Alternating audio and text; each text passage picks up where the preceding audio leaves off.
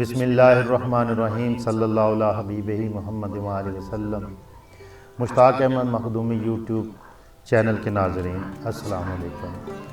آج میں ایک عظیم شخصیت کے بارے میں بات کرنے جا رہا ہوں۔ وہ عظیم شخصیت جنہوں نے مشرق سے مغرب تک حکومت کی۔ کہا جاتا ہے کہ دنیا میں 4 ایسے بادشاہ گزرے ہیں جنہوں نے پوری دنیا میں حکومت کی ہے، جن میں سے 2 مسلمان ہیں اور 2 کافر۔ مسلمان بادشاہوں میں حضرت سلیمان علیہ السلام اور دوسرے بادشاہ کا نام ہے ذوالقرنین۔ اور کفار کے اندر 2 بادشاہ گزرے ہیں جنہوں نے پوری دنیا میں حکومت کی ہے۔ ایک کا نام ہے بخت نصر اور دوسرے کا نام ہے نمرود۔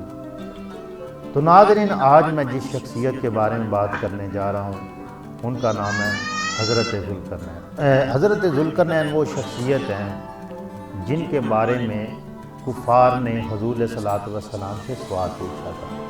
کفار مکہ یہود کے علماء کے پاس گئے اور انہوں نے کہا کہ ہمارے علاقے میں ایک محمد ہیں صلی اللہ علیہ وسلم جنہوں نے نبوت کا دعویٰ کیا ہے، ہم چاہتے ہیں کہ کسی طرح سے ان کی جانچ کی جائے کیا واقعی وہ اللہ کے نبی ہیں یا نہیں۔ تو علماء یہود نے کفار کے سرداروں کو 3 سوال دیے۔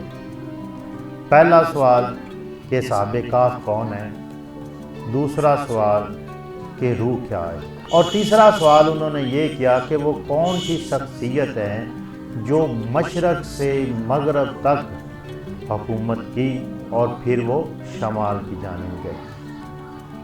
تو ناظرین، اس سوال کے جواب میں سورہ کہف کی آیت نمبر 83 سے لے کر 98 تک اللہ عز و جل نے جواب دیا۔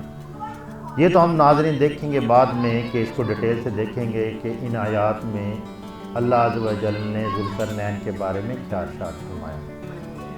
ذوالقرنین کی شخصیت اس لحاظ سے بھی اختلافی ہے کہ کچھ لوگ کہتے ہیں کہ وہ نبی تھے اور کچھ لوگ کہتے ہیں، کچھ مفسرین کا خیال ہے کہ وہ نبی نہیں تھے بلکہ اللہ کے نیک اور برگزیدہ بندے تھے اور ایک بادشاہ تھے، ایک نیک اور رحم دل بادشاہ تھے۔ دوسرا سوال ان کے بارے میں یہ اکثر پوچھا جاتا ہے کہ انہوں نے کس علاقے میں حکومت کی۔ تو زیادہ مفسرین کہتے ہیں کہ انہوں نے ایران کے ایک حکمران تھے۔ اس کے علاوہ ان کے بارے میں یہ بھی کہا جاتا ہے کہ یہ یمن کے ان کے بارے میں یہ بھی ایک ہے کہ یہ حضرت ابراہیم علیہ السلام کے دور میں تھے اور حضرت خضر علیہ السلام آپ کے خالہ زاد بھائی تھے۔ یہ وہی شخصیت ہیں جنہوں نے آب حیات کی تلاش میں مشرق سے مغرب تک گئے اور پھر شمال کی جانب سفر کیا۔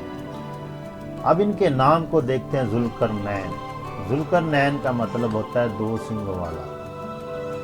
قرن تمانی 100 کو بھی کہتے ہیں، یعنی یہ وہ شخصیت ہیں جن کے دور حکومت میں 200 سال گزرے۔ قرن علاقے کو بھی کہتے ہیں، بستی کو بھی کہتے ہیں، اس وجہ سے کہ انہوں نے مشرق سے مغرب تک حکومت کی، اس وجہ سے ان کو ذوالقرنین کہا جاتا ہے۔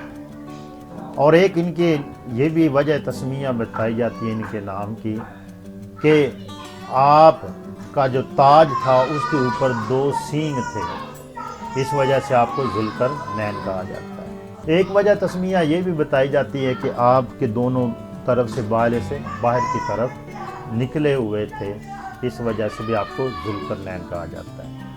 اور ایک آپ کے نام کی وجہ تسمیہ یہ بھی بتائی جاتی ہے جو مشرق سے مغرب تک کی حکومت، اور آپ سام بن نوح علیہ السلام کی اولاد میں سے ہیں۔ تو ناظرین، آگے ان کے بارے میں مزید ہم قرآن و حدیث کی روشنی میں دیکھیں گے۔ انشاءاللہ یہ ویڈیو بڑی معلوماتی اور انفارمیٹیو ہونے جا رہی ہے، تو اس ویڈیو کو اینڈ تک دیکھیے گا۔ انشاءاللہ ہم کوشش کریں گے حضرت ذوالقرنین کے بارے میں ہم زیادہ سے زیادہ معلومات حاصل کر سکیں۔ اگر ابھی تک آپ نے ہمارا یہ چینل سبسکرائب نہیں کیا تو آپ سے گزارش ہے کہ ہمارے چینل کو سبسکرائب کریں تاکہ مزید اسی طرح کی ویڈیو آپ تک پہنچتی رہیں۔ تو چلتے ہیں ناظرین آپ کی زندگی کے بارے میں دیکھتے ہیں قرآن و سنت سے۔ تو ناظرین یہ مسئلہ قدیم زمانے سے اب تک مختلف ہی رہا ہے کہ یہ ذوالقرنین جس کا یہاں ذکر ہو رہا ہے کون تھا۔ قدیم زمانہ میں بالعموم مفسرین کا میلان سکندر کی طرف تھا، لیکن قرآن میں اس کی جو صفات و خصوصیات بیان کی گئی ہیں وہ مشکل ہی سے سکندر پر چسپاں ہوتی ہیں۔ جدید زمانے میں تاریخ معلومات کی بنا پر مفسرین کا میلان زیادہ تر ایران کے فرمانروا ہورس یا سائرس کی طرف ہے۔ یہ نسبتاً زیادہ قریب قیاس ہے، مگر بہرحال ابھی تک یقین کے ساتھ کسی شخصیت کو اس کا مسئلہ نہیں ٹھہرایا جا سکتا۔ قرآن مجید میں جس طرح ان کا ذکر کرتا ہے اس سے ہم کو 4 باتیں وضاحت کے ساتھ معلوم ہوتی ہیں۔ نمبر 1، اس کا لقب ذوالقرنین یعنی 2 سینگوں والا کم از کم یہودیوں میں جن کے اشارے سے کفار مکہ نے اسلام کے بارے میں نبی صلی اللہ علیہ وسلم سے سوال کیا تھا ضرور معروف ہونا چاہیے۔ اس لیے لا محالہ ہمیں یہ معلوم کرنے کے لیے اسرائیلی لٹریچر کی طرف رجوع کرنا پڑے گا کہ وہ 2 سینگوں والا کی حیثیت سے کس شخصیت یا سلطنت کو جانتے تھے۔ وہ ضرور کوئی بڑا فرمانروا اور فاتح ہونا چاہیے جس کے فتوحات مشرق سے مغرب تک پہنچی ہوں اور تیسری جانب شمال یا جنوب میں بھی وسیع ہوئی ہوں۔ ایسی شخصیتیں نزول قرآن سے پہلے چند ہی گزری ہیں اور لا محالہ انہی میں سے کسی میں اس کی 2 خصوصیات ہمیں تلاش کرنا ہوں گی۔ اس کا مصداق ضرور کوئی ایسا فرمانروا ہونا چاہیے جس نے اپنی مملکت کو یاجوج و ماجوج کے حملوں سے بچانے کے لیے کسی پہاڑی یا درے پر ایک مستحکم دیوار بنائی ہو۔ اس علامت کی تحقیق کے لیے ہمیں یہ بھی معلوم کرنا ہوگا کہ یاجوج و ماجوج سے مراد کون سی قومیں ہیں، اور پھر یہ بھی دیکھنا ہوگا کہ ان کے علاقے سے متصل کون سی ایسی دیوار کبھی دنیا میں بنائی گئی ہے اور وہ کس نے بنائی۔ اور چوتھا یہ، اس میں مذکورہ بالا خصوصیات کے ساتھ ایک یہ خصوصیت بھی پائی جانی چاہیے کہ وہ خدا پرست اور عادل فرمانروا ہو، کیونکہ قرآن مجید میں یہاں سب سے بڑھ کر اس کی اسی خصوصیت کو نمایاں کرتا ہے۔ ان میں سے پہلی علامت آسانی کے ساتھ کورس پر چشمہ کی جا سکتی ہے، کیونکہ بائبل کے صحیفہ دانی علم میں دانیال نبی علیہ السلام کا جو خواب بیان کیا گیا اس میں وہ یونانیوں کے عروج سے قبل میڈیا اور فارس کی متحدہ سلطنت کو ایک مینڈے کی شکل میں دیکھتے ہیں جس کے 2 سینگ تھے۔ یہودیوں میں اس 2 سینگوں والے کا بڑا چرچا تھا، کیونکہ اسی کی ٹکر نے آخر کار بابل کی سلطنت کو پاش کیا اور بنی اسرائیل کو اسیری سے نجات دلائی۔ دوسری علامت بڑی حد تک اس پر چسپاں ہوتی ہے مگر پوری طرح نہیں۔ اس کی فتوحات بلا شبہ یہ مغرب میں ایشیائی کوچک اور شام کے سواحل تک اور مشرق میں باختر یعنی بلخ تک وسیع ہوئی، مگر شمال یا جنوب میں اس کی بڑی مہم کا سراغ ابھی تک قریب سے نہیں ملا ہے۔ حالانکہ قرآن صراحت کے ساتھ ایک تیسری مہم کا بھی ذکر کرتا ہے، تاہم اس مہم کا پیش آنا بعید از قیاس نہیں ہے، کیونکہ تاریخ کی روح سے فورس کی سلطنت شمال میں کاسٹیا یعنی قفقاز تک وسیع تھی۔ اور تیسری علامت کے بارے میں یہ تو قریب متحقق ہے کہ یاجوج و ماجوج سے مراد روس اور شمالی چین کے وہ قبائل ہیں جو تاتاری، منگولی، ہن وغیرہ ناموں سے مشہور ہیں اور قدیم زمانہ سے متمدن ممالک پر حملے کرتے رہے ہیں۔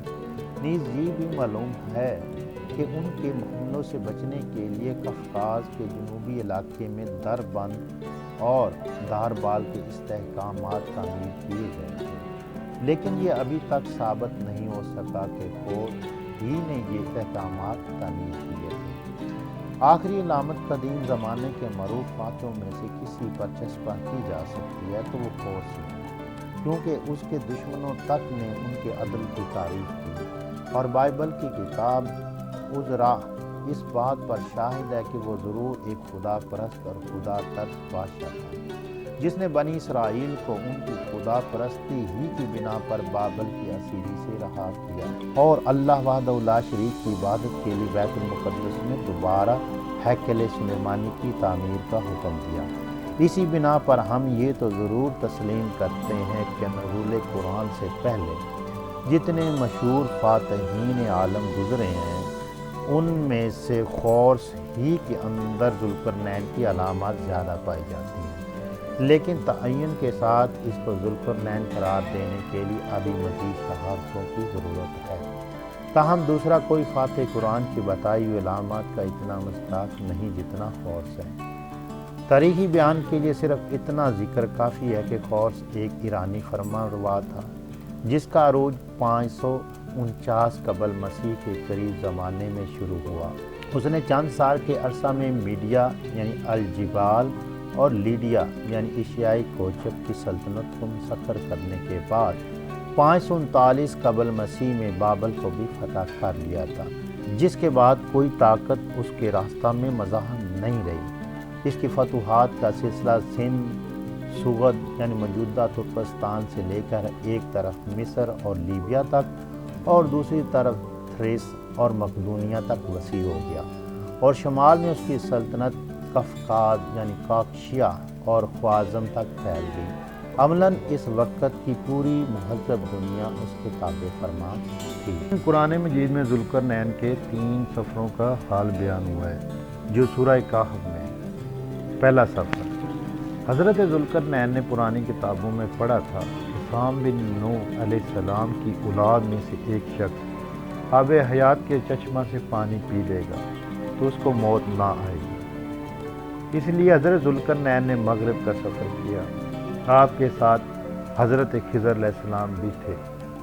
وہ تو آب حیات کے چشمہ پر پہنچ گئے اور اس کا پانی بھی پی لیا، مگر حضرت ذوالقرنین کے مقدر میں نہیں تھا، وہ محروم رہ گئے۔ اس سفر میں آپ جانب مغرب روانہ ہوئے تو جہاں تک آبادی کا نام و نشان ہے وہ سب منزلیں طے کر کے ایک ایسے مقام پر پہنچے کہ انہیں سورج غروب کے وقت ایسا نظر آیا کہ وہ ایک سیاہ چشمہ میں ڈوب رہا ہے، جیسا کہ سمندری سفر کرنے والوں کو آفتاب سمندر کے کالے پانی میں ڈوبتا نظر آتا ہے۔ وہاں ان کو ایک ایسی قوم ملی جو جانوروں کی کھال پہنے ہوئے تھی، اس کے سوا کوئی دوسرا لباس ان کے بدن پر نہیں تھا، اور دریائی مردہ جانوروں کے سوا ان کی غذا کا کوئی دوسرا سامان نہیں تھا۔ یہ قوم ناسک کہلاتی تھی۔ حضرت ذوالقرنین نے دیکھا کہ ان کے لشکر بے شمار ہیں اور یہ لوگ بہت ہی طاقتور اور جنگجو ہیں، تو ذوالقرنین نے ان لوگوں کے گرد اپنی فوجوں کا گھیرا ڈال کر ان لوگوں کو بے بس کر دیا۔ چنانچہ کچھ تو مشرف با ایمان ہو گئے، کچھ آپ کی فوجوں کے ہاتھوں مقتول ہو گئے۔ دوسرا سفر، پھر آپ نے مشرق کا سفر فرمایا، یہاں تک کہ جب سورج طلوع ہونے کی جگہ پہنچے تو یہ دیکھا کہ وہاں ایک ایسی قوم آباد ہے جن کے پاس کوئی عمارت و مکان نہیں ہے۔ ان لوگوں کا یہ حال تھا کہ سورج طلوع ہونے کے وقت یہ لوگ زمین کی غاروں میں چھپ جاتے تھے اور سورج ڈھل جانے کے بعد غاروں سے نکل کر اپنی روزی کی تلاش میں لگ جاتے تھے۔ یہ لوگ منسک کہلاتے تھے۔ حضرت ذوالقرنین نے ان لوگوں کے مقابلہ میں بھی لشکر آرائی کی اور جو لوگ ایمان لائے ان کے ساتھ بہترین سلوک کیا، اور جو اپنے کفر پر اڑے رہے ان کو طے و تیع کر دیا۔ پھر تیسرا سفر فرمایا، یہاں تک کہ سدین، یہ 2 پہاڑوں کے درمیان میں پہنچے تو وہاں کی آبادی کی عجیب و غریب زبان تھی۔ ان لوگوں کے ساتھ اشاروں سے بمشکل بات چیت کی جا سکتی تھی۔ ان لوگوں نے حضرت ذوالقرنین سے یاجوج و ماجوج کے مظالم کی شکایت کی اور آپ نے ان کی مدد کی اور ایک دیوار تعمیر کی۔ ناظرین، اگلی ویڈیو میں ہم یاجوج و ماجوج کے بارے میں دیکھیں گے اور وہ دیوار کس طرح آپ نے تعمیر کی، کیونکہ اس ویڈیو میں حضرت ذوالقرنین کی شخصیت کے بارے میں ہمیں معلومات فراہم کرنی ہے۔ اس وجہ سے اگلی ویڈیو میں ہم یاجوج و ماجوج کے بارے میں تفصیل سے